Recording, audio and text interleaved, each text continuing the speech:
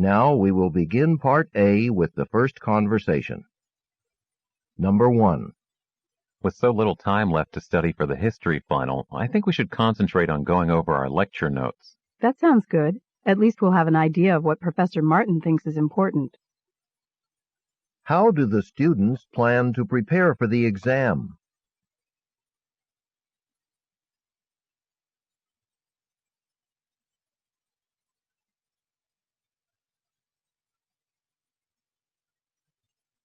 Number 2. Sorry I'm late. There was road construction on Highway 9, and traffic was backed up for miles. Tell me about it. I take that route, and it took me 2 hours to get home last night. What does the man mean?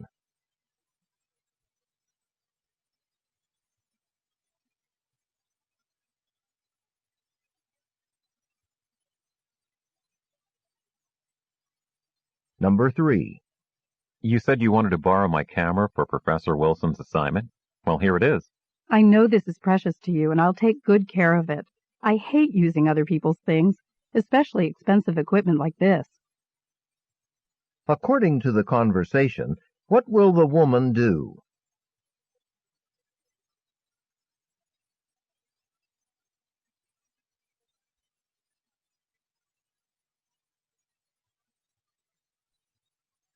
Number 4.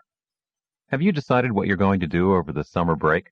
Well, I've given it some thought, and I'd like to get a job in something related to marketing, but I haven't come up with anything definite yet. What does the woman mean?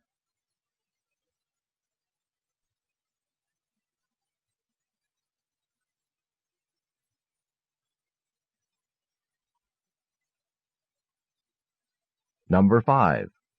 That chocolate cake looks delicious. Aren't you going to have some with me? Well, that was a huge meal we just had, and I was sort of watching my calorie intake. But what the heck, birthdays only come once a year. What will the man probably do?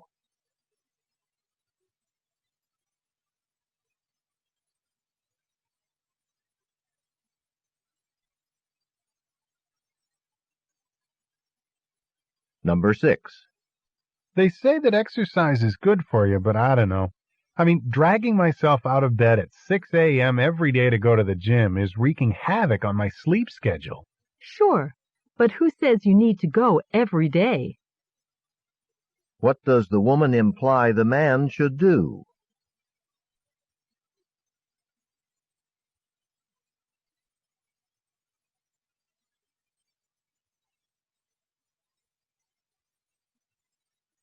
Number 7. Are you just about done with the copying machine? Pretty much. I just have to make sure the copies are clear. What does the woman mean?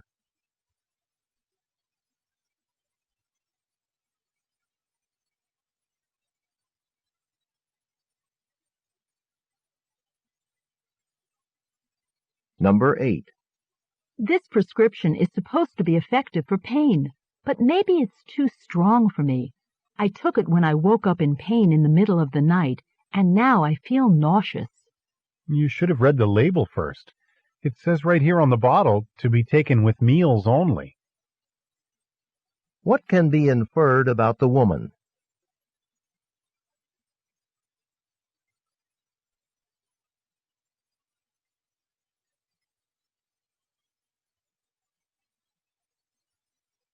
Number 9. Finally, here are the notes you lent me from last week's chemistry class. Sorry I kept them so long. Hey, don't worry about it. Our final exam's not for another week. What does the woman imply?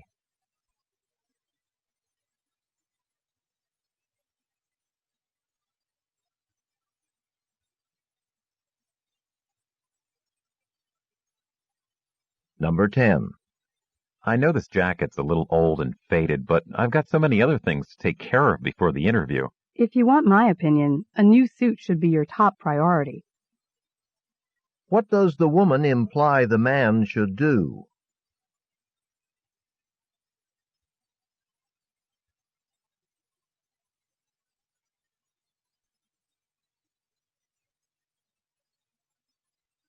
Number 11. Wait a minute. Are you actually studying on this beautiful Saturday when the work isn't due for 2 weeks? Have you forgotten that I'm going to be gone next weekend? What does the woman imply?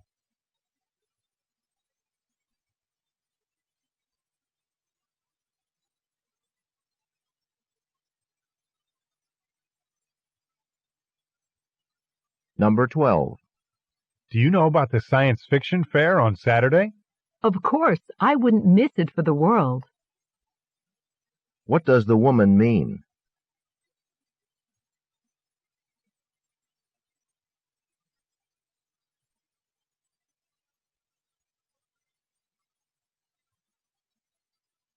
Number 13. Want to come with me to the opera tonight? I've got an extra ticket, and I think it will take your mind off that math problem you've been sweating over for the last 2 hours. That'd be great, but the opera's in what? Italian, right? I think I have a better chance of understanding this math problem. What does the man imply?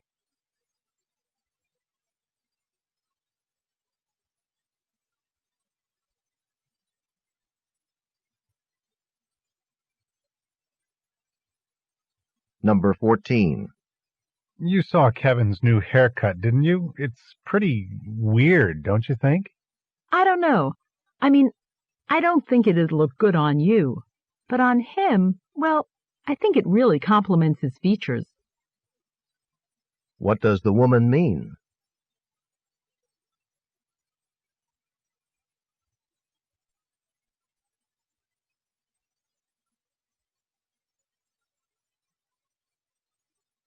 Number 15.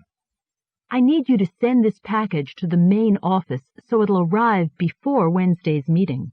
Is there anyone else who can do it? It's going to take me all afternoon to proofread this report. What does the man suggest the woman do?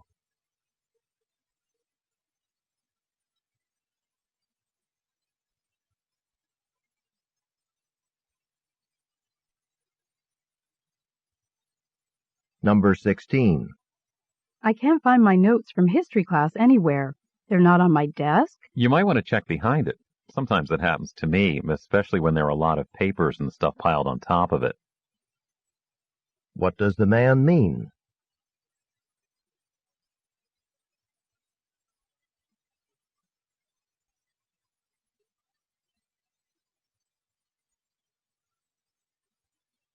Number 17. A lot of people are complaining about Professor Butler's lectures. They say he goes over the material too quickly in class. What do you think? Well, I don't have to write as many notes as most students in there. You see, I had a similar course at another school, so maybe I'm not the best person to ask. What can be inferred about the man?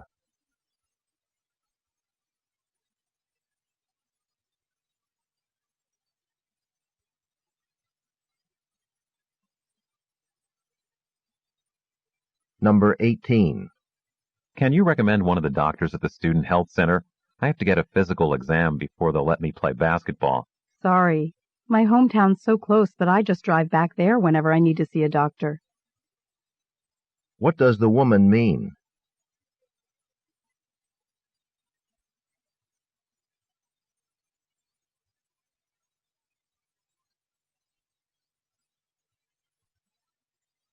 Number 19. This reading list Professor Reed gave us, look at it. 2 solid pages of books. Does she really expect us to read them all? Just the ones on the first page. The rest are just stuff she thought we might find interesting. What does the woman mean?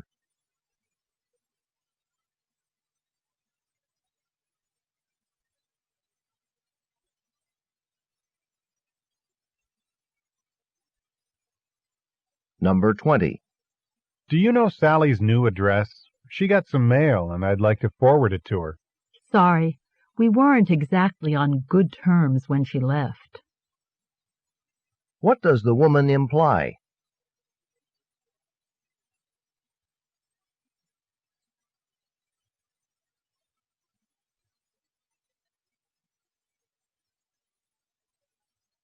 Go on to the next page.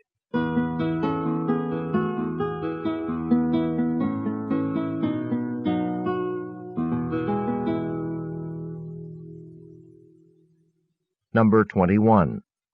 The sign says this is reserved parking only, and your student parking sticker has expired, too. I was just running in to turn in a paper, officer. I haven't been here more than 5 minutes. What can be inferred about the woman?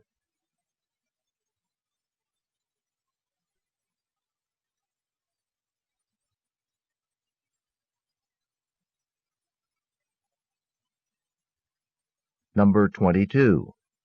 I'm pretty excited. The outdoor club is going hiking in Mount Henry Forest this weekend. Yes, finally. I've been looking forward to it all year. What can be inferred about the speakers?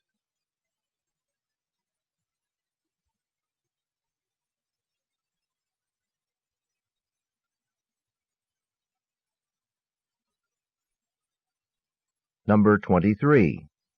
I've just been told that my part-time job is going to end next month.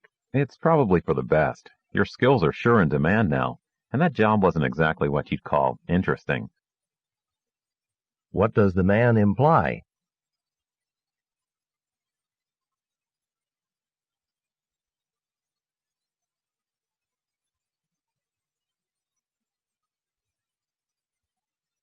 Number 24. The conference on career planning is only a month away, but there are still a few things that our organizing committee needs to work out. Then it's clear we'd better meet again, and soon. Would you mind setting it up? What does the woman want the man to do?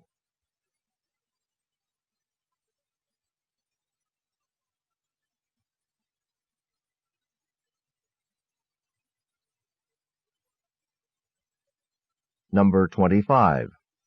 Oh, we had the best tour guide when we were in San Francisco. I recommend him very highly for when you go there next month. Thanks, but I'll be staying with family, and they're taking care of everything. What does the woman imply?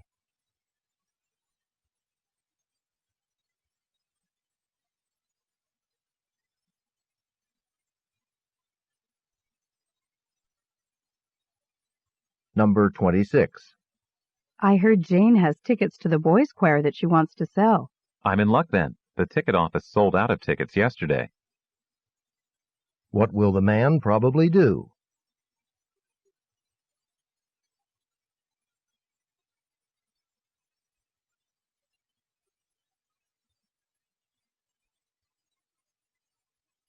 Number 27. So, what did you think of the car? It is in your price range. Well, it's a little beat up and the seats are a little torn, but it certainly drives well, and I'm tired of looking. What will the man probably do next?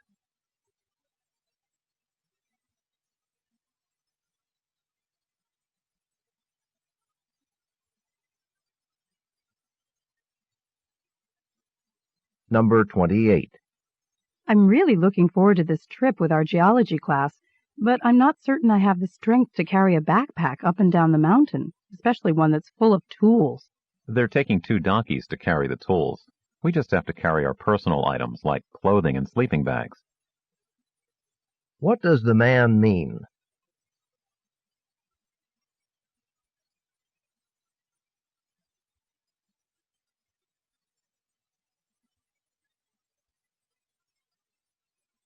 Number 29. 8:45? I guess I'd better get going. When's the next bus out to the university? That bus leaves here on the hour.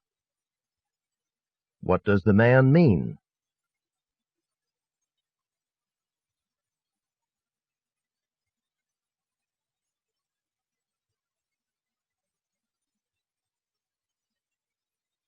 Number 30. Mary borrowed my jacket again this morning. It's getting so I almost never get to use it. You've got to put a stop to that. She has plenty of her own things to wear. What does the man suggest the woman do?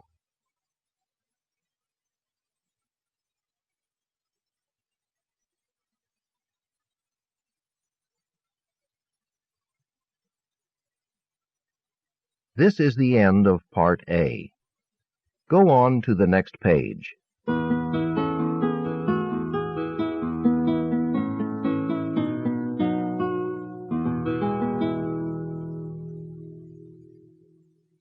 Now read along as the directions for Part B are being read. The test continues on side 2.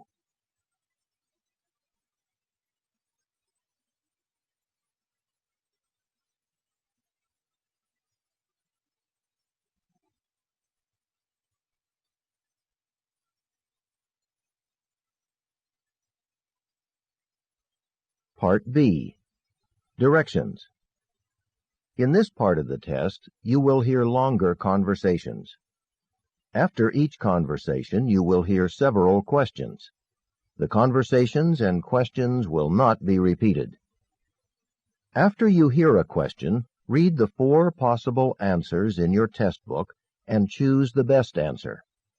Then, on your answer sheet, find the number of the question and fill in the space that corresponds to the letter of the answer you have chosen. Remember, you are not allowed to take notes or write in your test book.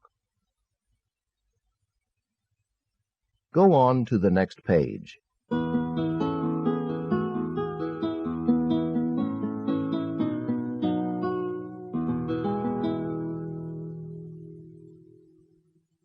Now we will begin Part B with the first conversation.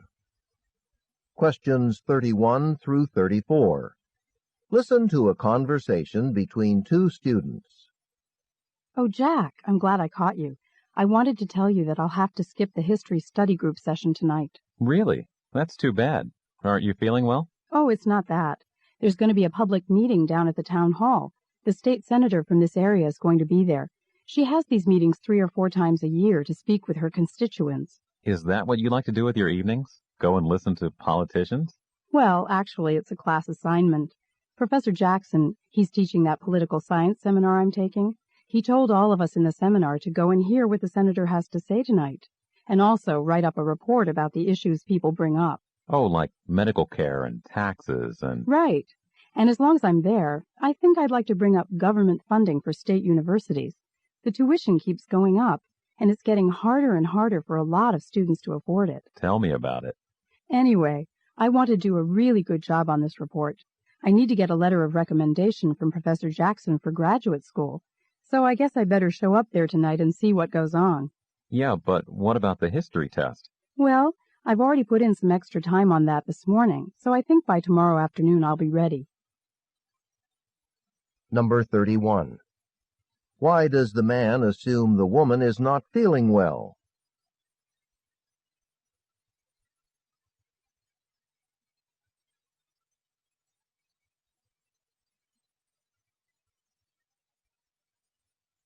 Number 32. What is the general purpose of the meeting the woman plans to attend?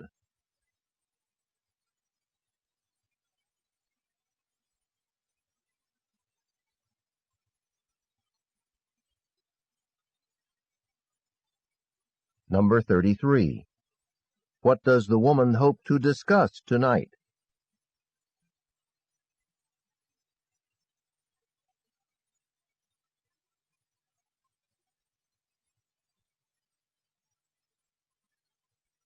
Number 34. What does the woman hope Professor Jackson will do for her?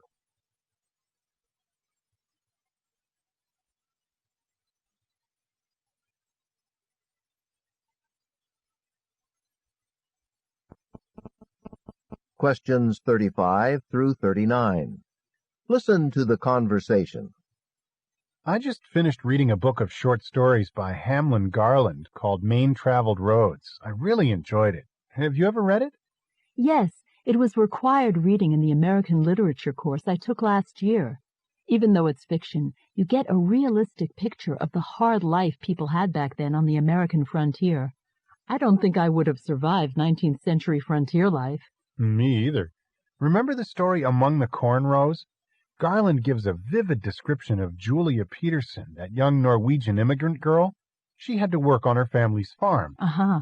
Well, when Julia feels exhausted and is wishing she could escape from her hard labor, she looks over at her father working in the next field and is inspired to continue her own work. I do remember that story. Garland really captures the spirit of hard work that was so typical of the immigrants and pioneers who settled the American Midwest. It's difficult to imagine, but nothing seemed to discourage them for long. I wonder how Garland learned so much about the Midwest. Wasn't he from Boston? He lived in Boston. In fact, he studied and taught at the Boston School of Oratory. But I think he was born in a log cabin in Wisconsin. He did grow up in the Midwest. No wonder his descriptions are so good. I'm going to take this book back to the library now and see what other Garland works I can find. Number 35. What are the man and woman discussing?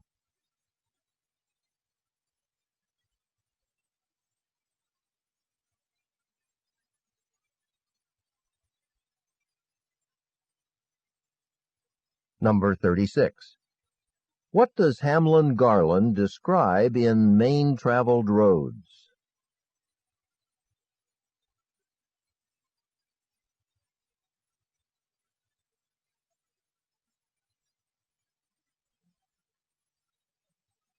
Number 37.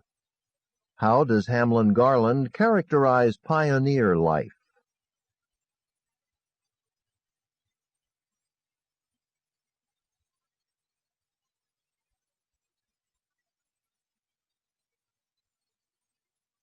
Number 38. Why does the man mention Julia Peterson?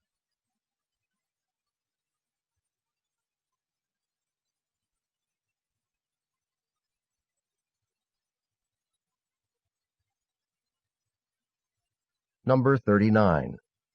Where is the man going now?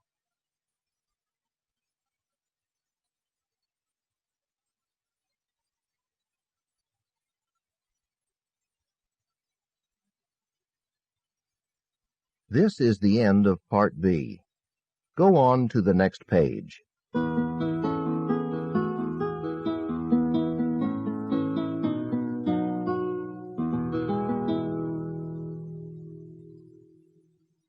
Now read along as the directions for Part C are being read. Part C. Directions. In this part of the test, you will hear several short talks. After each talk, you will hear some questions. The talks and the questions will not be repeated. After you hear a question, read the 4 possible answers in your test book and choose the best answer. Then, on your answer sheet, find the number of the question and fill in the space that corresponds to the letter of the answer you have chosen. Here is an example. On the recording you hear, "Listen to an instructor talk to his class about a television program." I'd like to tell you about an interesting TV program that'll be shown this coming Thursday. It'll be on from 9 to 10 p.m. on Channel 4. It's part of a series called Mysteries of Human Biology. And the subject of the program is the human brain, how it functions and how it can malfunction. Topics that will be covered are dreams, memory, and depression. These topics are illustrated with outstanding computer animation that makes the explanations easy to follow. Make an effort to see this show. Since we've been studying the nervous system in class, I know you'll find it very helpful. Now listen to a sample question. What is the main purpose of the program? In your test book, you read A. To demonstrate the latest use of computer graphics. B. To discuss the possibility of an economic depression. C. To explain the workings of the brain. D. To dramatize a famous mystery story. The best answer to the question, "What is the main purpose of the program?" is C. To explain the workings of the brain. Therefore, the correct choice is C. Now listen to another sample question. Why does the speaker recommend watching the program? In your test book, you read A. It is required of all science majors. B. It will never be shown again. C. It can help viewers improve their memory skills. D. It will help with coursework. The best answer to the question, "Why does the speaker recommend watching the program?" is D. It will help with coursework. Therefore, the correct choice is D. Remember, you are not allowed to take notes or write in your test book. Go on to the next page.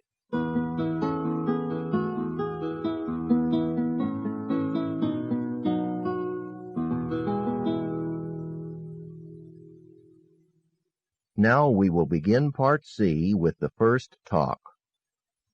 Questions 40 through 43.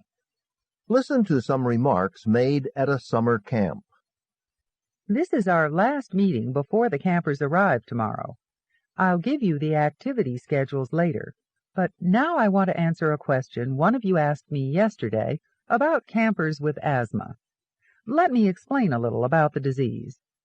First of all, it's chronic and fairly common. 20 million people in the United States alone have it. It affects the bronchial tubes, that is, the airways of the lungs. During normal breathing, air is drawn in through the mouth and nose and eventually makes its way into the bronchial tubes. The asthma patient's bronchial tubes are very sensitive and easily irritated by exercise or stress, exposure to allergens or pollution, or breathing in cold air or cigarette smoke. When an asthmatic suffers an attack, the airway passages constrict, making it difficult for the person to breathe normally. If a camper in your group has even a mild case of asthma, you will be informed and given further instructions about what to do in case of an attack. But don't worry, some of our campers might have a mild case, but they always bring their medicines with them, and we've never had a problem. Are there any other questions? Okay, then let's talk about the schedules for tomorrow. Number 40. What does the speaker mainly discuss?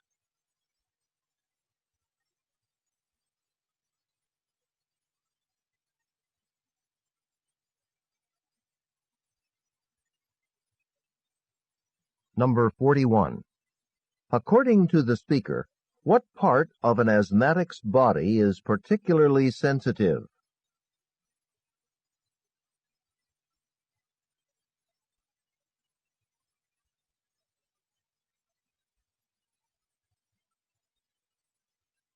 Number 42. What does the speaker say about the campers who have asthma?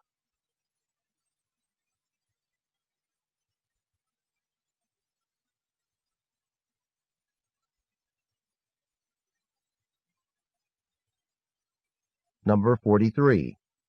Why does the speaker mention cigarette smoke?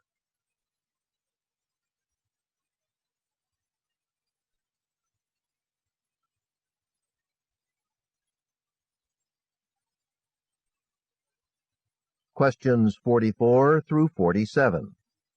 Listen to part of a talk in an astronomy class. Today, most astronomers accept the notion that the groups of stars that make up the universe are all moving farther and farther away from each other. But until fairly recently, this idea of an expanding universe was not a theory most European scholars believed in. Since ancient times, and up to about the 17th century, most of these scholars thought the size of the universe had remained unchanged since the moment of its creation, or perhaps forever, with all the stars remaining more or less in place in relation to each other. But that was challenged in the late 17th century by Isaac Newton's idea of gravity as a force of attraction, which contradicts the idea of a universe that's static, unchanging. If gravity causes all the stars out in space to attract each other, as Newton said, then they couldn't remain essentially motionless.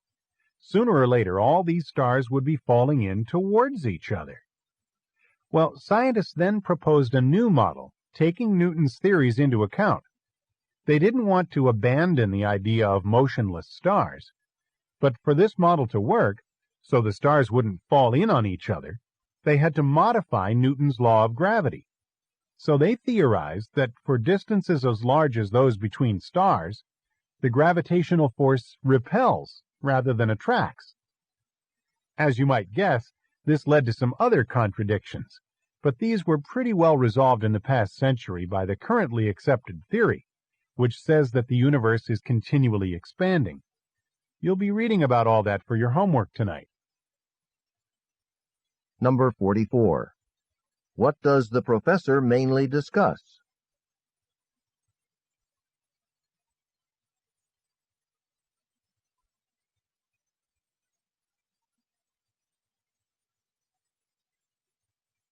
Number 45. What did most European scholars believe before the 17th century about the size of the universe?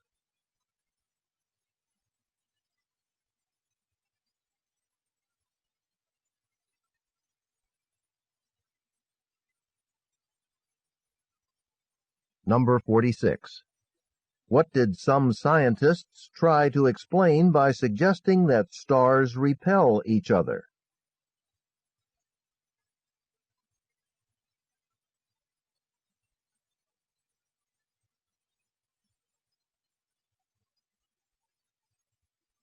Number 47. What will the students read about for homework?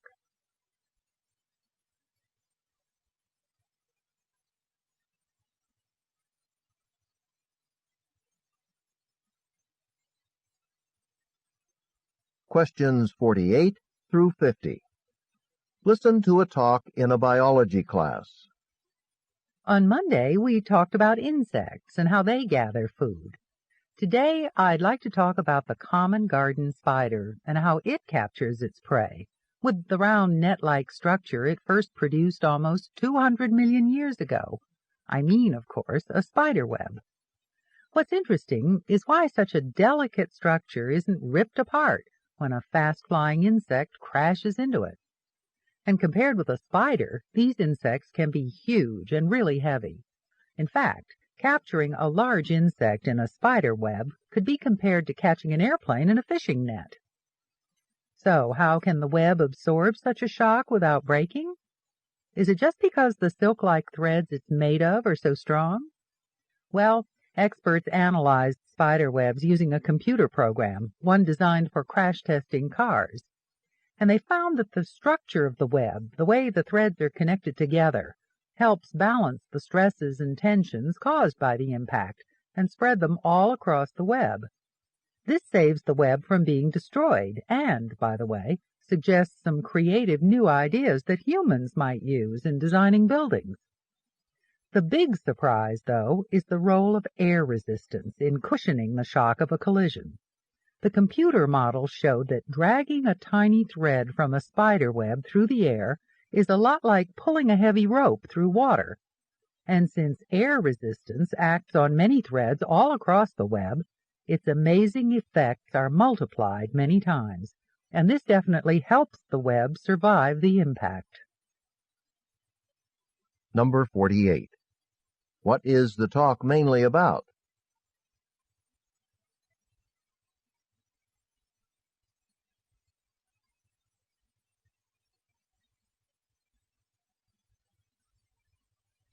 Number 49.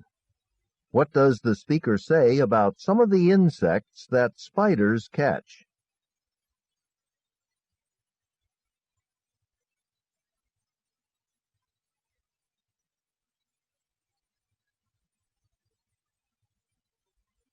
Number 50. According to the speaker, who might benefit from studying spider webs?